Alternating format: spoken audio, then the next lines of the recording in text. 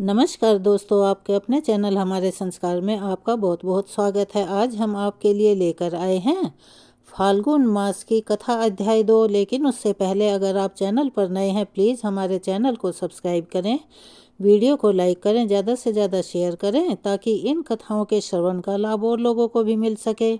Bell icon को दबाना ना भूलें ताकि हमारी आगे आने वाली हर वीडियो की जानकारी नोटिफिकेशन के जरिए आप सभी को मिल जाया करे। कमेंट्स बॉक्स में जय श्री कृष्ण हर हर महादेव लिखना ना भूलें।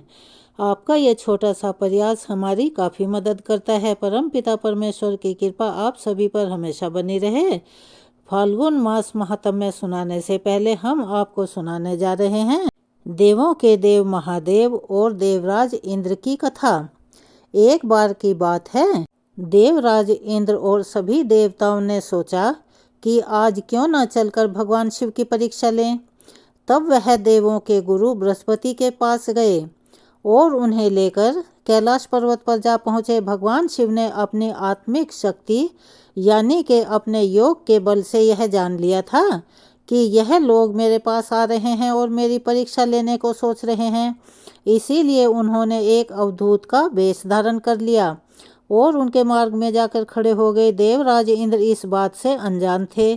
तब इंद्र ने उन्हें अपने रास्ते से हट जाने का इशारा किया, किंतु अवधूत के भेष में जो शिवजी खड़े थे वो अपने स्थान पर अडिग खड़े रहे।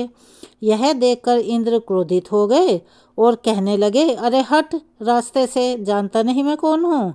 हट जा, नहीं तो मैं अपने वज्र से तेरे टुकड़े टुकड़े कर दूंगा। धमकी सुनकर अवधूत के वेश में जो शिवजी थे वो क्रोध से आग बबूला हो गए और उन्होंने जोर से एक हुंकार भरी, जिसे सुनकर चारों दिशाएं कांप उठी। गुरु बृहस्पति तुरंत जान गए कि यह तो अवधूत वास्तव में और कोई नहीं बल्कि स्वयं देवों के देव भगवान शिव हैं।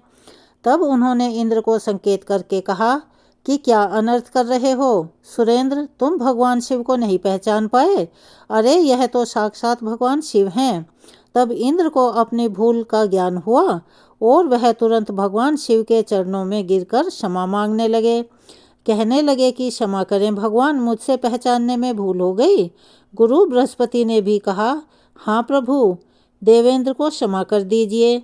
ये तो आपको पहचान ही नहीं पाए थे और अनजाने में ही इन्होंने आपको अपशब्द भी कह दिए। क्षमा कीजिए प्रभु। गुरु बृहस्पति के अनुनय विनय करने के बाद भगवान भोले शंकर ने इंद्र को क्षमा कर दिया। फिर इस घटना के घटने के कुछ दिनों बाद एक अद्भुत चमत्कार हुआ।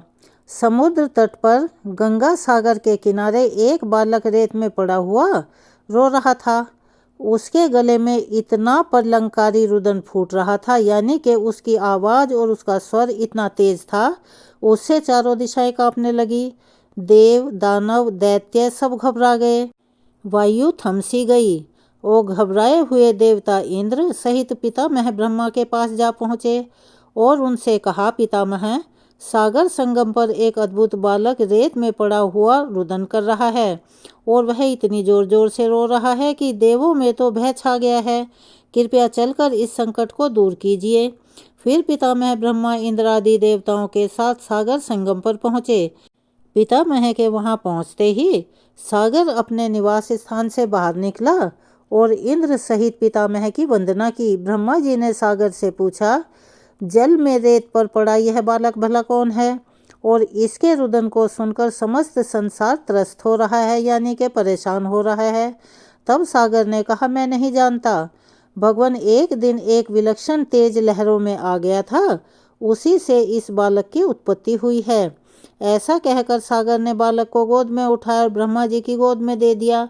ब्रह्मा जी की गोद में आते ही बालक ने रोना बंद कर दिया और कुछ ही देर में अचानक बालक की बाहें आगे बढ़ी और उन दोनों बाहों से उन्होंने ब्रह्मा जी का गला पकड़ लिया। यह देखकर अन्य सभी देवता स्तंभित यानी आश्चर्यचकित हो उठे। ब्रह्मा जी ने अपना गला छुड़ाने का बहुत प्रयत्न किया, किंतु बालक के हाथों की पकड़ इतनी मजबूत थी और वह ज़्यादा से ज़्यादा मजबूत होती चली गई। फिर अचानक बालक ने उनका गला छोड़ दिया और उसके नन्हे अधरों पर मुस्कुराहट फैल गई, यानी कि वो मुस्कुराने लगा। तब ब्रह्मा जी ने अपना गला सहलाते हुए कहा, अरे इस बालक का नाम क्या है? सागर यह तो अभी से बड़ा बलशाली है। तब सागर ने कहा, इसका अभी नामकरण नहीं हुआ है पितामह, आप ही इसका कोई अच्छा सा नाम देखकर रख दीजिए। तब ब्रह्मा जी बोले, मैं इसका नाम जलंधर रखता हूँ और आज से यह तुम्हारा ही पुत्र कहलाएगा।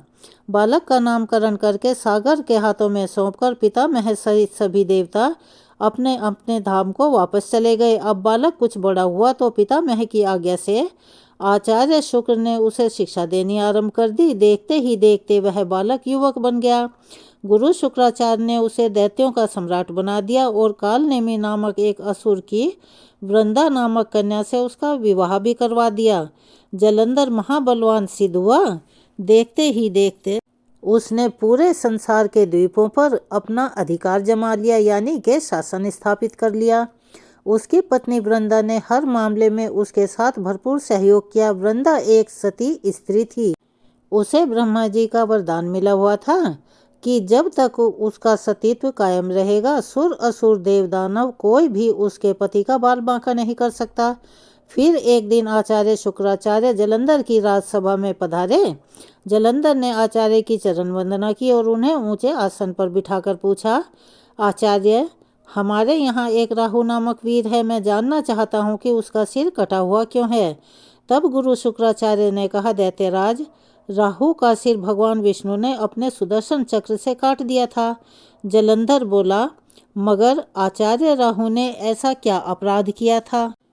तब गुरु शुक्राचार्य ने उसे बताया, सागर मंथन की समस्त कथा सुनाकर कहा कि उसका अपराध यह था कि उसने देवताओं की पंक्ति में बैठकर धोखे से अमृत पी लिया था। तब जलंधर बोला, तो इसमें क्या अपराध हो गया आचार्य, आखिर अमृत निकला भी तो दैत्य और देवताओं के सम्मिलित प्रयास से ही था। फिर अकेले ही देवता उस अमृत को पी जाने के अधिकारी भला कैसे हो जाएंगे। आचार्य बोले, इसमें भी विष्णु की छल नीति थी। समुद्र से निकले समस्त रत्न देवराज इंद्र ने ले लिए थे। अब तो यह बात सुनकर जलंधर क्रोधित होकर बोला, मैं ऐसा हरगिज नहीं होने दे सकता। मेरे पिता के रत्नों का अधिकारी इंद्र नहीं, मैं स्वयं हूँ, क्योंकि मैं उनका बेटा हूँ। अब तो देवताओं को सागर के रत्न लौटाने ही पड़ेंगे।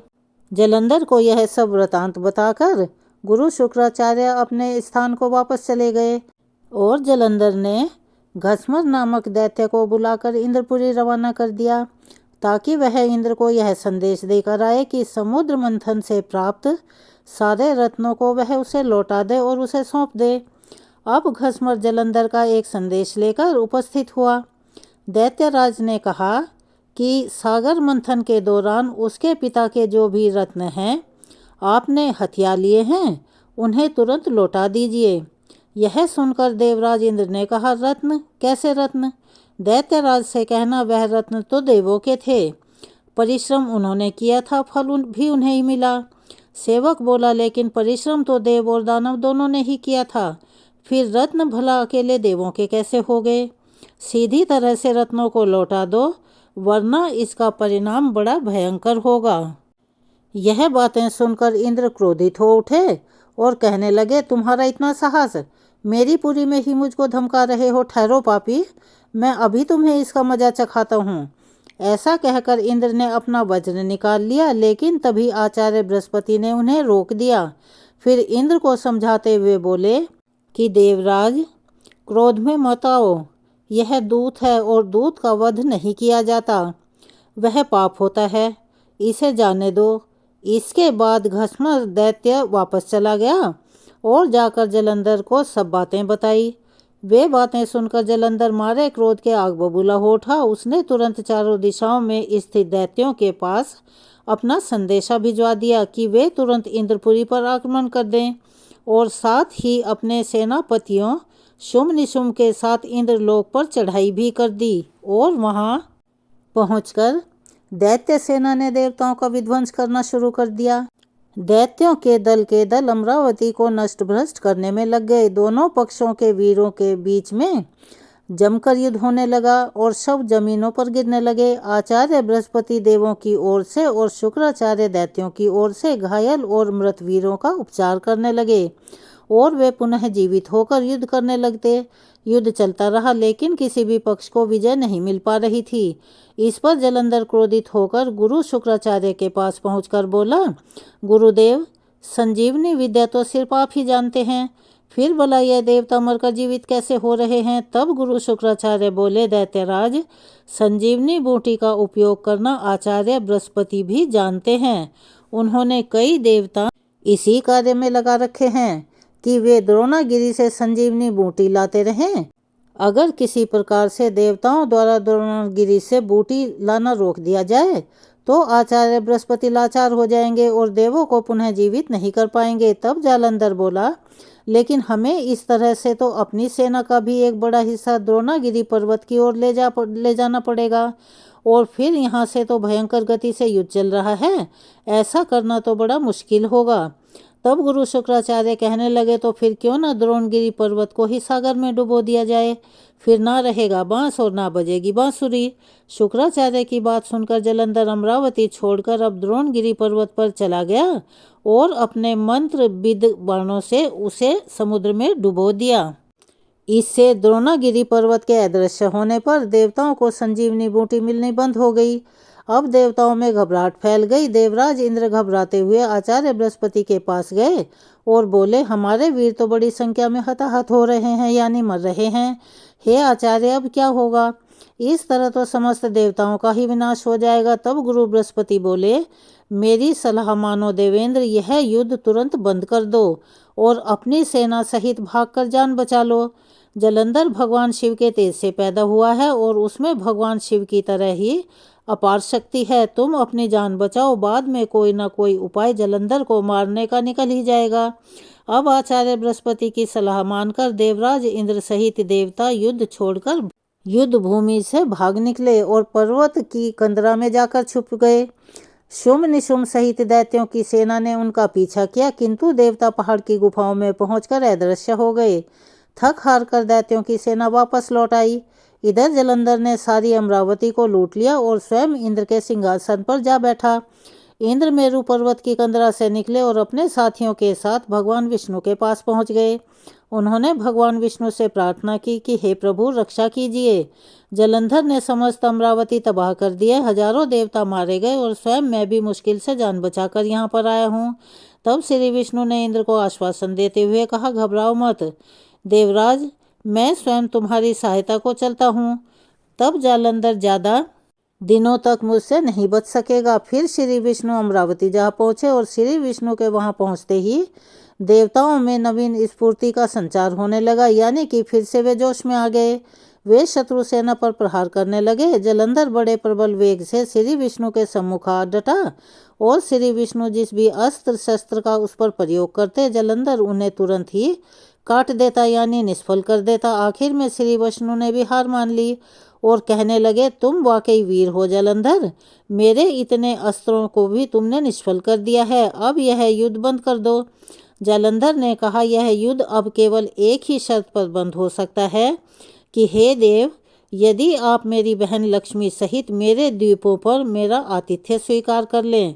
तब भगवान विष्णु ने जालंधर की यह शर्त स्वीकार कर ली। फिर जालंधर ने अपनी सेना को आदेश दे दिया कि वो युद्ध बंद कर दें और इस तरह से वह युद्ध बंद हो गया। इसके बाद भगवान विष्णु लक्ष्मी जी सहित सागर द्वीप पर पहुंचे और जालंधर अमरावती की सारी संपदा को अपनी राजधानी में ले आया और फिर बड़े प्रेम से भगवान विष्णु का आतिथ्य सेवा करने लगा। और फिर एक दिन देवऋषि नारद उसकी सभा में पधारे। जालंधर ने उनका स्वागत सत्कार किया। नारद जी ने कहा, दैत्य, आज इस समय समस्त ऐश्वर्य तुम्हें उपलब्ध है, किंतु एक चीज की अभी भी कमी है। जालंधर बोला कि हे महर्षि, किस चीज की कमी है? देवऋषि, मेरे पास तो सब कुछ मौजूद है। तब नारद जी ने कहा, एक ऐसी सुंदरी की कमी है जो सुंदर होते हुए भी सर्वगुण संपन्न हो। हालांकि तुम्हारी पत्नी वृंदा स्वयं भी बहुत सुंदर है, किंतु शिवजी की पत्नी पार्वती की तो बात ही कुछ निराली है। मूढ़मती जालंधर तभी तुरंत बोला, यदि ऐसा है तो देवऋषि, मैं पार्वती को अपनी पत्नी जरूर बनाऊंगा। मैं आज ही अपनी सेना को कैलाश पर्वत पर चढ़ाई करने का आदेश दे देता हूँ। बुद्धिमंद जालंधर अपनी सेना के लेकर जब कैलाश पर्वत पर टूट पड़ा, उसकी सेना और शिव गणों में भयंकर युद्ध छिड़ गया। आखिर भगवान शिव के गण युद्ध भूमि छोड़कर भाग निकले। विवश होकर भगवान शिव को युद्ध भूमि में जाना पड़ा। अपने स्वामी की उपस्थिति में शिव गणों का उत्साह बढ़ गया। वे तीव्र वेग से दैत्य सेना पर फिर से टूट पड़े और उनका संहार करने लगे। अब शिवजी जालंधर के सम्मुख आ डटे और दोनों में विकट यानी भयंकर युद्ध छिड़ गया। दूसरी ओर भगवान विष्णु अपनी कुछ और ही माया रच रहे थे। जालंधर की पत्नी वृंदा एक पतिव्रता स्त्री थी और तब भगवान विष्णु ने जालंधर का वेश धारण किया और उसकी पत्नी वृंदा के पास जा पहुँचे। फिर उन्होंने वृंदा का आलिंगन किया, लेकिन वृंदा को अपने सतीत्व के बल पर यह आभास हो चुका था कि उसका पति वेशधारी उसका पति नहीं है। इसीलिए वह जोरदार और कड़क आवाज में बोली, अरे पापी, तू कौन है? तब श्री विष्णु अपने वास्तविक स्वरूप में प्रकट हुए और हंसते हुए बोले, मुझे बहुत दुख है वृंदा, लेकिन ऐसा करना जरूरी हो गया था। तेरा पति तेरे ही कारण अजेय था। अब उसे मारने में भगवान शिव को कोई दिक्कत नहीं होगी। अब वृंदा रोते हुए बोली, आपने मेरे साथ ऐसा विश्वासघात क्यों किया? प्रभु, मेरे पति ने तो आपके आतिथ्य सत्कार में कोई कमी नहीं छोड़ी थी। भगवान विष्णु ने उसे आशीर्वाद देते हुए कहा कि तुम एक पूज्य और पतिव्रता नारी हो, लेकिन हर आताताई का यानी कि हर दुष्ट का एक दिन तो अंत होता ही है। तुम्हारे पति के पापों का घड़ा भर चुका है, अब उसका अंत निकट आ गया है। लेकिन मैं तुम्हें यह वरदान देता हूँ कि आज से तुम सारे संसार में पूजी जाओगी। सब स्त्रियां तुम्हारी पूजा किया करेंगी। पश्चात आपकी अग्नि में जलती हुई वृंदा इधर अग्नि में कूद पड़ी और देखते ही देखते भस्म हो गई। फिर उसके शरीर का तेज निकलकर पार्वती जी के शरीर में प्रविष्ट हो गया। देवताओं ने पुष्पों की वर्षा की। वृंदा की अग्नि में भस्म होते ही इधर जालंधर का तेज खत्म हो गया, यानी कि उसका तेज घट गया। फिर अवसर पाते ही भगवान शिव ने अपने त्रिशूल से उसका मस्तक काट दिया। जालंधर के मरते ही उसका वह तेज जिससे वह आज तक अजेय था, देवों के देव महादेव के शरीर में समाहित हो गया। फिर दैत्य सेना घबराकर भाग खड़ी हुई। देवताओं ने शिवजी की जय जयकार की और देवराज इंद्र ने पुनः अपना सिंहासन प्राप्त कर लिया। फिर चारों ओर पहले की तरह सुख शांति छा गई। तो यह थी जालंधर दैत्य की कथा, उसके वध की कथा। अब हम आपको सुना रहे हैं फागुन मास महात्म्य की कथा। गौतम मुनि ने जब राजा को बताया कि शिवरात्रि उपवास करके भगवान शिव का महोत्सव देखकर लौटे हैं और उन्होंने मार्ग में एक अद्भुत आश्चर्य की बात देखी, तब राजा ने पूछा, हे ब्राह्मण, आपने मार्ग में ऐसी कौन सी आश्चर्य की बात देखी है और कहाँ पर देखी है, मुझे भी बतलाइए। तब गौतम ऋषि कहने लगे, राजन, गोकर्ण से आते समय एक स्थान पर दोपहर के समय मुझे एक स्वच्छ सरोवर दिखाई दिया। वहाँ जल पीकर मैंने रास्ते की थकान मिटाई और एक बरगद की सघन शीतल छाया के नीचे विश्राम किया। उसी समय थोड़ी ही दूर पर मैंने एक अंधी बूढ़ी और दुबली पतली चांडालनी को देखा। उसका मुंह सूख गया था, उसने कुछ भी भोजन नहीं किया था और वह अनेक प्रकार के रोगों से भी पीड़ित थी। उसके सभी शरीर में कोढ़ के घाव हो गए थे, बहुत से घावों में कीड़े भी पड़े हुए थे। उसकी कमर में पीप यानी कि मवाद और रक्त से सना हुआ एक फटा पुराना वस्त्र लिपटा हुआ था। उसे उस दशा में देखकर मुझे बड़ी दया आई और उसके मृत्युकाल की प्रतीक्षा करता हुआ मैं क्षण भर वहीं बैठा रहा। इतने में ही भगवान शंकर के पार्षदों द्वारा लाया जाता हुआ एक विमान मैंने देखा, जो अपनी किरणों से आकाश मार्ग को प्रकाशित कर रहा था। तब मैंने शीघ्र ही समीप जाकर आकाश से आते हुए उन शिवगणों से पूछा, आप लोगों को नमस्कार है, मैंने आप लोगों को पहचान लिया है। आप सभी देवों के देव महादेव जी के चरणों के सेवक हैं। आपने इस समय जो यहाँ आने का कष्ट उठाया है, वह आपकी यात्रा संपूर्ण लोगों की रक्षा करने के लिए हुई है, या आप लोगों को कोई विनोद सूझा है यानी कि मजाक सूझा है? कृपया करके मुझे बतलाइए, आप यहाँ किस लिए आए हैं? तब शिवजी के दूत बोले, मुने, यह सामने जो चंडालिनी मर रही है, इसी को ले जाने के लिए आ रहे हैं। यह सुनकर मैं आश्चर्यचकित हो गया और फिर मैंने उनसे पूछा, अहो, यह महापापनी आत्मा घोर चंडालिनी इस दिव्य विमान पर बैठने की भला कैसे अधिकारी हो सकती है? यह तो अपने जन्म से लेकर और मरने तक एक अपवित्रता में ही डूबी रही, घिनौने पापों में मगन रही और पाप का अनुगमन करने वाली है। इस दुराचारिणी को आप लोग शिवलोक में क्यों ले जाना चाहते हो? इसने तो कभी भी शिवजी का पंचाक्षर मंत्र तक नहीं जपा, शिवजी का पूजन नहीं किया और ना कभी भगवान शंकर का ध्यान ही किया है। सत्संग से यह सदा दूर भागती रहती थी। इस अत्यंत क्रोधी स्वभाव वाली स्त्री को आप लोग भगवान शिव के लोक में कैसे ले जाना चाहते हैं? ईश्वर की इस लीला का रहस्य देहधारियों की समझ में आना बड़ा कठिन है, जिसमें पापमयी प्राणी भी दया करके परम पद में पहुंचाए जाते हैं। मेरे ऐसा कहने पर देवादिदेव भगवान शिव के दूत इस प्रकार बोले, महामते, यह कर्मों के परिपाक से प्राप्त होने वाली गति देखो, जो कि एक नीच से नीच नारी भी आज रोग शोक से रहित परम धाम पर आरूढ़ हो रही है। इसने पूर्व जन्म में अन्न दान नहीं किया था, इसी कारण यह भूख प्यास आदि कलेशों से यहाँ पर पीड़ित हो रही है। इसने जो मदिरा के नशे में अंधी होकर बड़ा भयंकर पाप कर दिया था, उसी के फल से यह इस जन्म में भी अंधी हो गई। पूर्व जन्म में इसने जानबूझकर गाय के बछड़े का मांस खाया था, इसीलिए इस जन्म में यह बहुत ही निंदनीय चांडालिनी हुई। इसने सदाचार का मार्ग त्याग कर पूर्व जन्म में व्यभिचार के मार्ग को अपनाया था, उसी अकथनीय पाप से इस जन्म में यह दुराचारिणी और दुर्भाग्यवती हुई। विधवा होकर भी इसने दूसरे के पति का आलिंगन किया था, उसी महान पाप के कारण इसके शरीर में कोढ़ के बहुत से घाव हैं। इसने काम वेदना से व्याकुल होकर स्वेच्छा अनुसार शूद्र से रमण किया था, उस पाप के कारण इसके महारथ पीप और कीड़ों से भरे हुए हैं।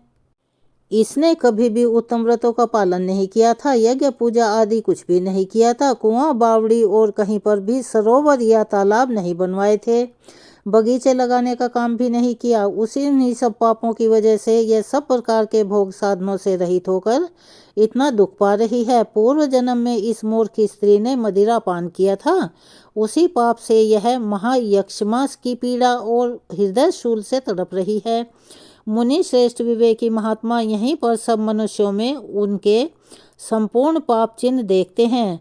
यहाँ पर जो बहुत से रोगों से द्वारा पीड़ित और पुत्र तथा धन से हीन हैं, जो दुष्ट लक्षणों से क्लेश पाने वाले और लाज छोड़कर भी ना मानने वाले हैं, वस्त्र अन्न पान शय्या भूषण और अभ्यंग आदि से वंचित, कुरूप विद्या रहित विकल अंगों वाले अर्थात लूले लंगड़े आदि कुत्सित भोजन करने वाले, दुर्भाग्यवान, निंदनीय और दूसरों के सेवक हैं, यह सभी अपने पूर्व जन्म में बड़े भारी पापी रहे हैं।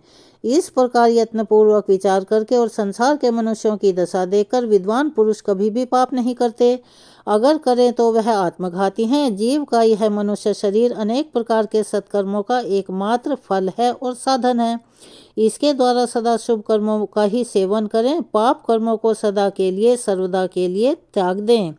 सुख की इच्छा रखने वाले को पुण्य करना चाहिए। मनुष्य का यह शरीर अत्यंत दुर्लभ है, इसे पाकर जो कोई भी अपना हित चाहने वाला मनुष्य एकमात्र भगवान शिव की शरण लेता है और एकाग्रचित होकर उनका स्मरण करता है, वह समस्त पापों से तर जाता है। पहले इस दुराचारी स्त्री के मुख से असावधानी में भी शिवजी का नाम नहीं निकला।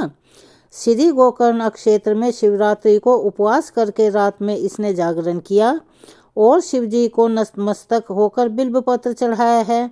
उसी का जो उत्तम फल है उसे यह आज भोगने जा रही है। यह सब तुम अपनी आंखों से देख रहे हो। गौतम जी कहते हैं, राजन, इस प्रकार कहकर उन शिवदूतों ने उस चांडालिनी की योनि से जीव को खींचकर उसे दिव्य तेज से संपन्न कर दिया। उस नारी को दिव्य शरीर की प्राप्ति हुई और वह तेज राशि से उद्धिष्ट हो उठी। उसके बाद भगवान शिव के दूतों ने प्रसन्न होकर उसे विमान पर बिठा लिया। वह परम उदार रूप और लावण्य से सुशोभित तथा दिव्य रूप धारण करने वाली हो गई। उसकी देह से सब और दिव्य सुगंध और दिव्य प्रकाश फैल रहे थे। वह विमान पर बैठी हुई शिवजी के चरणारविंद का स्मरण कर रही थी। उसे वे पार्षद भगवान महादेव जी के पास ले गए। उस समय सब लोकपाल आश्चर्यचकित होकर यह सब देख रहे थे।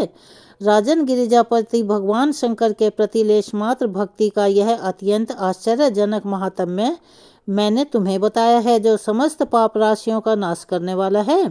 राजा ने पूछा, भगवान परमेश्वर शिव का यह उत्तम लोक कैसा है?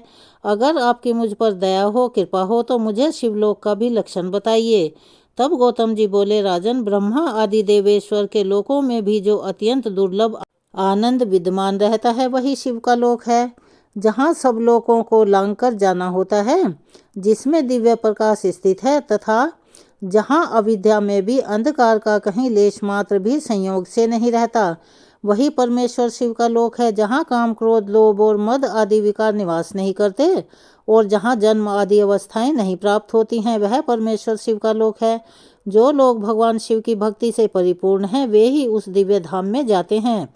जो भगवान शंकर की कथा सुनने और कहने में प्रसन्नता का अनुभव करते हैं, केवल शांति में जिनकी स्थिति है और जो सब प्राणियों के कारण सुहृदय और मोह रहित हैं, वे संसार चक्र को लांघ कर भगवान शंकर के आनंदमयी धाम को पाकर सुखी होते हैं। राजन, इस प्रकार तुम भी गोकर्ण अक्षेत्र में भगवान शंकर के स्थान पर जाओ और उनके दर्शन से समस्त पाप राशियों का निवारण करो और धन्य धन्य हो जाओ। और वहाँ शुभ समय में स्नान करके महाबल शिव की पूजा करो और शिव चतुर्दशी को एकाग्रता पूर्वक उपवास करके रात्रि में जागरण तथा बिल्व पत्र द्वारा भगवान शंकर का पूजन करो। इससे तुम सब पापों से मुक्त होकर शिवलोक को प्राप्त हो जाओगे। ऐसा कहकर मुनिवर गौतम प्रसन्नता पूर्वक मिथिलापुरी को वापस चले गए और राजा मित्र सह गोकर्ण क्षेत्र में आ गए। वहाँ महाबल नाम से प्रसिद्ध महादेव जी का दर्शन और पूजन करने से उनकी समस्त पाप राशियाँ धुल गई। उन्होंने भगवान शिव के परम धाम को प्राप्त कर लिया। जो भी मनुष्य भगवान शिव की इस पावन कथा को भक्ति भाव से सुनता है, दूसरों को सुनाता है या पढ़ता है, उसके समस्त पाप नष्ट हो जाते हैं। श्री सूत जी कहते हैं, भगवान शिव गुरु हैं, शिव देवता हैं, शिव ही प्राणियों के बंधु हैं, शिव ही आत्मा और शिव ही जीव हैं। शिव जी से भिन्न दूसरा कुछ भी नहीं है। भगवान शिव के उद्देश्य से जो कुछ भी दान, जप और होम आदि किया जाता है उसका फल अनंत होता है। यह समस्त शास्त्रों का निर्णय है।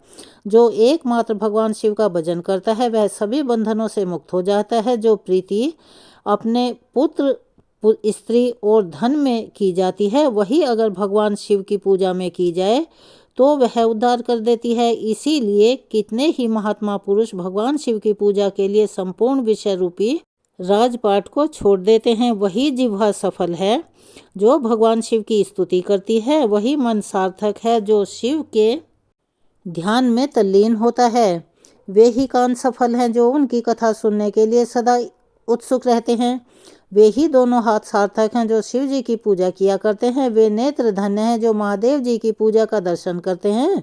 वह मस्तक धन्य है जो शिव जी के सामने झुकता है। वे पैर धन्य हैं जो भक्ति पूर्वक शिव जी के क्षेत्रों में सदा भ्रमण करते हैं। जिसकी संपूर्ण इंद्रियां भगवान शिव के कामों में लगी रहती हैं, वह संसार सागर के पार हो जाता है और भोग भोग कर तथा मोक्ष को प्राप्त कर लेता है। शिव जी की भक्ति युक्त मनुष्य, चांडाल, पुलक नारी, पुरुष अथवा नपुंसक कोई भी क्यों न हो, तत्काल ही संसार बंधन से मुक्त हो जाता है। जिसके हृदय में भगवान शिव की लेश मात्र भी भक्ति होती है वह समस्त देहधारियों के लिए वंदनीय है। उज्जैनी नगरी में चंद्रसेन नामक एक राजा थे। वे उसी नगर में निवास करने वाले भगवान महाकाल का पूजन करते थे। शिवजी के पार्षदों में अग्रगण्य तथा अमंगल को जीतने वाले विश्व वंदित मणिभद्र जी राजा चंद्रसेन के मित्र थे। उन्होंने राजा पर प्रसन्न होकर एक समय उन्हें दिव्य चिंतामणि प्रदान की थी, जो कौस्तुभ मणि तथा सूर्य के समान दैदीप्यमान थी। यह देखने, सुनने अथवा ध्यान करने पर भी मनुष्य को मनोवांछित वस्तु प्रदान कर दिया करती थी। राजा उस चिंतामणि को कंठ में धारण करके जब सिंहासन पर विराजमान होते थे तब देवताओं में सूर्य नारायण की तरह उनकी शोभा हुआ करती थी, अर्थात वो सूर्य नारायण भगवान की तरह से ही दिखाई दिया करते थे। राजा चंद्रसेन के विषय में यह सब बात सुनकर समस्त राजाओं के मन में उस मणि के प्रति आकर्षण पैदा हो गया और लालच आ गया। वे क्षुब्ध रहने लगे, यानी कि वे बड़े परेशान रहने लगे। एक बार उन सभी ने बहुत सारी सेना साथ लेकर क्रोध पूर्वक धरती को कपाते हुए आक्रमण कर दिया और उज्जैनी को चारों तरफ से घेर लिया। अपनी नगरी को घिरा हुआ देखकर राजा चंद्रसेन भगवान महाकाल की शरण में गए और मन के संदेह रहित करके दृढ़ निश्चय के साथ उपवास पूर्वक दिन रात अनन्य भाव से भगवान गौरीपति की आराधना करने लगे।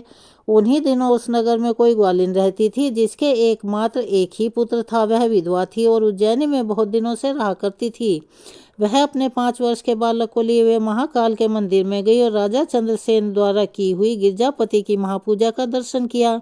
शिव पूजन का वह आश्चर्यमयी उत्सव देखकर उसने भगवान को प्रणाम किया और पुनः अपने निवास स्थान पर वापस लौट आई। ग्वालिन के उस बालक ने वह सारी पूजा देखी थी, इसीलिए घर आने पर उसने भी कौतूहलवश शिवजी की पूजा शुरू कर दी।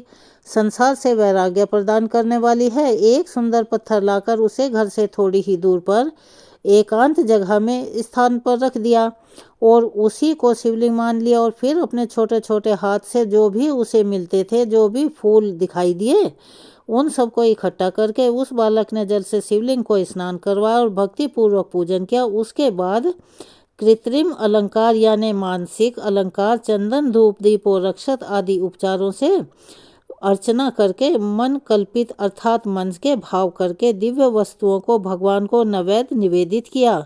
सुंदर सुंदर पत्रों फूलों से बार बार पूजा करके तरह तरह से शिवलिंग के सामने नृत्य किया और बारंबार भगवान के चरणों में शीश झुकाया। इस प्रकार अनन्यचित होकर शिवजी की आराधना में लगे हुए अपने पुत्र को ग्वालिन बड़े प्यार से भोजन के लिए बुलाया, लेकिन उसका मन तो पूजा में लगा हुआ था। माँ के बहुत बुलाने पर भी भोजन करने की उसकी बिल्कुल इच्छा नहीं थी और ना वह गया। तब उसकी माँ स्वयं चलकर उसके पास आई और शिवजी के आगे आंखें बंद करके ध्यान लगाए बैठे अपने पुत्र को हाथ पकड़कर खींचने लगी। इतने पर भी जब वह नहीं उठा तब उसने क्रोध में आकर अपने पुत्र को खूब पीटा। खींचने और मारने पीटने पर भी जब उसका पुत्र टस से मस नहीं हुआ और न आया तब उसने वह शिवलिंग उठाकर दूर फेंक दिया। उस पर चढ़ाई हुई सारी पूजन सामग्री भी नष्ट कर दी। यह देखकर वह छोटा सा बालक रो पड़ा और रोष में भरी हुई ग्वालिन अपने बेटे को डांट डपट कर फिर घर के अंदर चली गई। उधर भगवान शिव की पूजा को अपनी माँ के द्वारा नष्ट हुई देखकर वह बालक हे देव महादेव की पुकार करते हुए सहसा वहीं पर मूर्छित होकर गिर पड़ा। उसकी आंखों से आंसुओं की अविरल धारा बह रही थी।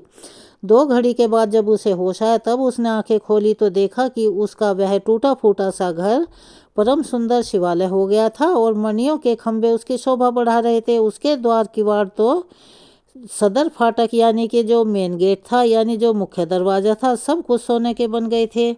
वहाँ की धरती बहुमूल्य नीलमणियों और हीरों से वैदिकाओं से सुशोभित हो रही थी। यह सब देखकर वह बालक सहसा उठा और हर्ष से परमानंद के समुद्र में निमग्न सा हो गया और वह तत्काल समझ गया कि यह सब देवों के देव महादेव की ही पूजा का फल है। उसी के प्रभाव से दिव्य विभूति प्रकट हुई है। इसके बाद उस बालक ने अपनी माता के अपराध की शांति के लिए पृथ्वी पर मस्तक रखकर साष्टांग प्रणाम किया और कहा, हे देव, हे उमापति, मेरी माता का अपराध क्षमा कर दो। वह मूढ़ है, अज्ञानी है, आपके प्रभाव को नहीं जानती है। महादेव, आप उस पर प्रसन्न हो जाइए। अगर मुझ में आपकी भक्ति से उत्पन्न हुआ कुछ भी पुण्य है तो उससे मेरी माता आपकी दया प्राप्त कर सके। इस प्रकार भगवान शंकर को बार बार प्रसन्न करके उनके चरणों में मस्तक झुकाकर सूर्यास्त के समय वह बालक शिवालय से बाहर निकला और उसने अपने शिविर को देखा। वह इंद्रनगर के समान शोभा पा रहा था। वहाँ सब कुछ तत्काल सोने जैसा होने लगा। भवन के अंदर प्रवेश करके उस बालक ने देखा कि उसकी माँ तो बहुमूल्य रत्नमयी पलंग पर बिछी हुई श्वेत रंग की शैया पर निर्भय होकर सो रही है और उसी को याद कर रही है। उसने अपनी माँ को जगाया। ग्वालिन बड़ी तेजी से उठी और अपने पुत्र को तथा अपने घर को भी अपूर्व रूप में देखकर आनंद से विभल हो उठी। पुत्र के मुख से गिरिजापति शंकर जी का वैसा प्रसाद सुनकर ग्वालिन ने राजा को सूचना दी, जो नित्य निरंतर भगवान शिव के भजन में ही लगे रहते थे। राजा अपना नियम पूरा करके रात में अचानक वहां आए और ग्वालिन के पुत्र का वह प्रभाव जो शंकर जी के आशीर्वाद से प्रकट हुआ था उसे देखा। स्वर्णमयी मंदिर, रत्नमयी शिवलिंग और सुंदर मणि माणिक्य से जगमगाता हुआ उस ग्वालिन का सुंदर महल देखकर राजा चंद्रसेन पुरोहित और मंत्रियों के साथ 2 घड़ी तक आश्चर्यचकित होकर परम आनंद में डूबे रहे। उसके बाद उन्होंने आंखों से प्रेम के आंसू बहाते हुए ग्वालिन के उस बालक को हृदय से लगा लिया। भगवान शिव के इस अद्भुत महात्म्य की चर्चा समस्त पूर्ववासियों में बड़ी तेजी से फैली और यही सब कहते सुनते वह रात मानो क्षण भर में ही बीत गई। युद्ध के लिए आए हुए नगर को उधर चारों ओर से घेर कर राजाओं ने भी प्रातःकाल अपने दूतों के मुख से यह परम अद्भुत समाचार सुना तो सुनते ही उनके मन से बैर भाव निकल गया। उन सभी राजाओं ने जो कि राजा से युद्ध करने के लिए आए थे सहसा हथियार डाल दिए और चकित होकर महाराज चंद्रसेन की आज्ञा से नगर में प्रवेश किया। उस रमणीय नगरी में प्रवेश करके भगवान महाकाल को प्रणाम करने के बाद सब राजा उस ग्वालिन के घर पर आए। वहां राजा चंद्रसेन ने आगे बढ़कर उनका स्वागत किया। वे बहुमूल्य आसनों पर बैठे हुए और प्रीतिपूर्वक विस्मित और आनंदित हुए गोप बालक पर कृपा करने के लिए स्वतः प्रकट हुए। शिवालय और शिवलिंग का दर्शन करके सभी राजाओं ने भगवान शिव को अपनी उत्तम बुद्धि समर्पित की और उनमें भक्तिपूर्वक मन लगाया। इसी समय सभी देवताओं से पूजित परम तेजस्वी वानर राज हनुमान जी वहां प्रकट हुए। उनके आते ही सब राजाओं ने बड़ी तेजी से उठकर भक्तिभाव से विनीत होकर उन्हें प्रणाम किया। तब हनुमान जी कहने लगे, राजाओं, भगवान शिव की पूजा से सिवाय देहधारियों के लिए कोई दूसरी गति नहीं है। यह बड़े सौभाग्य की बात है कि इस ग्वालिन के बालक ने शनिवार को प्रदोष व्रत के दिन बिना मंत्रों के भी शिवजी का पूजन करके उन्हें पा लिया। शनिवार को प्रदोष व्रत समस्त देहधारियों के लिए दुर्लभ है। कृष्ण पक्ष में आने पर तो वह और भी दुर्लभ हो जाता है। गोप वंश की कीर्ति बढ़ाने वाला वह बालक संसार में सबसे अधिक पुण्य आत्मा है। इसकी वंश परंपरा में 8वीं पीढ़ी में महायशस्वी नंद उत्पन्न होंगे, जिनके यहाँ साक्षात भगवान नारायण उनके पुत्र रूप में प्रकट होकर श्री कृष्ण के नाम से प्रसिद्ध होंगे। आज से यह गोपाल नंदन संसार में श्रीकर नाम से विख्यात होगा। अंजनी नंदन हनुमान जी ऐसा कहकर उस गोप बालक को शिवजी की उपासना के आचार व्यवहार का उपदेश देकर वहीं से अंतर्ध्यान हो गए और वे सब राजा हर्ष से आह्लादित होकर महाराज चंद्रसेन की आज्ञा लेकर जैसे आए थे वैसे ही लौट गए। तेजस्वी श्रीकर भी हनुमान जी का उपदेश पाकर धर्मज्ञ ब्राह्मणों के साथ शंकर जी की आराधना करने लगा। समय के अनुसार भक्त श्रीकर, गोप तथा राजा चंद्रसेन दोनों ने भक्तिपूर्वक शिवजी की आराधना करके परम पद प्राप्त किया। यह परम पवित्र उपाख्यान कहा गया है। यह अत्यंत गोपनीय और रहस्यमयी है, सुयश और पुण्य समृद्धि को बढ़ाने वाला है तथा गौरीपति भगवान शिव के चरणारविंद में भक्ति भाव को बढ़ाने वाला है और सभी पापों का नाश करने वाला है। आज के महात्म्य के वृतांत को हम यहीं विराम देते हैं। इससे आगे का वृतांत आप अगली वीडियो में सुनिएगा। कमेंट्स बॉक्स में जय श्री कृष्णा, हर हर महादेव लिखना ना भूलें। अपना प्यार और सहयोग ऐसे ही प्रदान करते रहें। जय श्री कृष्णा।